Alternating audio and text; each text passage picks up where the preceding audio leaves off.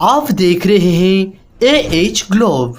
Subscribe कीजिए और साथ में बेल नोटिफिकेशंस भी क्लिक कीजिए।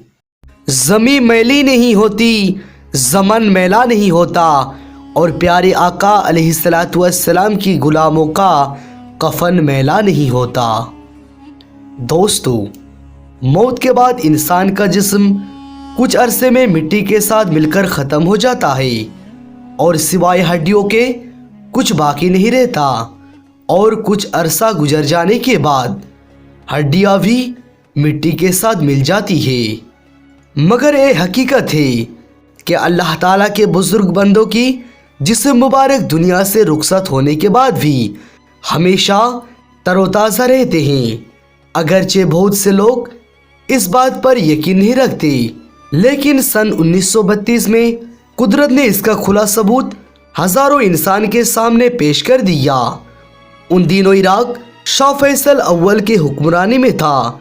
एक रात हज़रत हुज़ैफ़ा रदियल्लाहु अन्हु उनके ख्वाब में तशरीफ़ लाए और फरमाया, ए बादशाह, हज़रत जाबिर बिन अब्दुल्ला रदियल्लाहु अन्हु और मुझे दरियाए दजला के किनारे से निकलकर किसी महफूज मकाम पर मुंतकिल कर दो, क्योंकि मेरी कब्र पर पानी भर चुका है।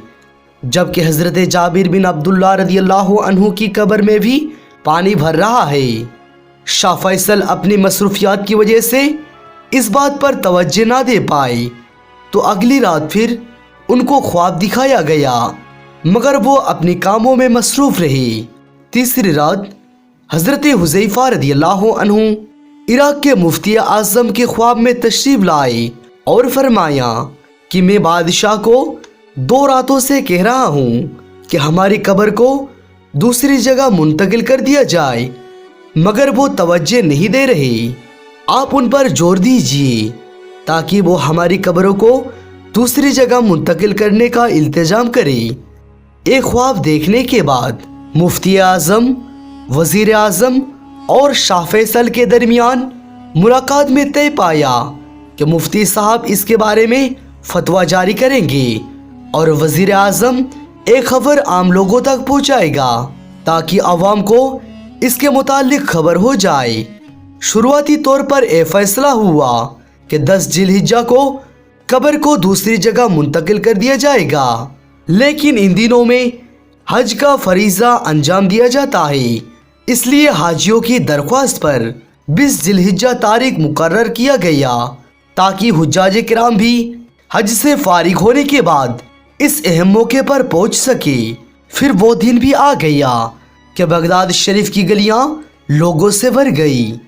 दूर और नज़दीक से आने वाले मुंतज़िर थे कभी ये मुबारक फरीज़ा अंजाम दिया जाएगा और नमाज जोहर के बाद हज़ारों लोगों की मौजूदगी में दोनों सहाबाए किराम रदियल्लाहु अन्हु की कब्र मुबारक को खोला गया तो वाकई उनमें पानी भर चुका था, लेकिन हर देखने वाले ने देखकर हैरान रह गए कि उन मुकद्दस हस्तियों के जिस्म मुबारक बिल्कुल तरोताज़ा और सही सलामत है, जैसे कि अभी अभी चंद लम्हे पहले सोए हो, और हवा निहायत खुश करने वाली खुशबू से मुयत्तर थी।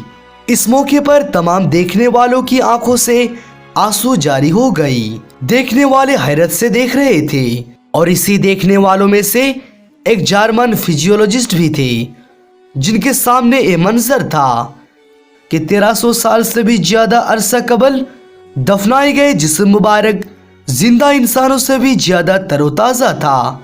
उन्हें यकीन हो गया कि बेशक इस्लाम सच्चा मजहब है, और उन्होंने मुफ्ती आज़म का हाथ थाम लिए और दरख्वास्त की कि उन्हें भी इस्लाम में दाखिल कर लिया जाए। ए मंजर को देखकर और भी बहुत यहूदी इस्लाम में दाखिल होते रहे। सुभान अल्लाह। दोस्तों, दरियाए दजला के किनारे से दोनों सहाबाए किराम रदियल्लाहु अन्हु की कब्र मुबारक को हज़रत सुलेमान फ़रसी रदियल्लाहु अन्हु की कब्र मुबारक के करीब मुंतकिल कर दिया गया, जो कि उस वक्त बगदाद शहर से 30 मील के फासले पर वाक़ था।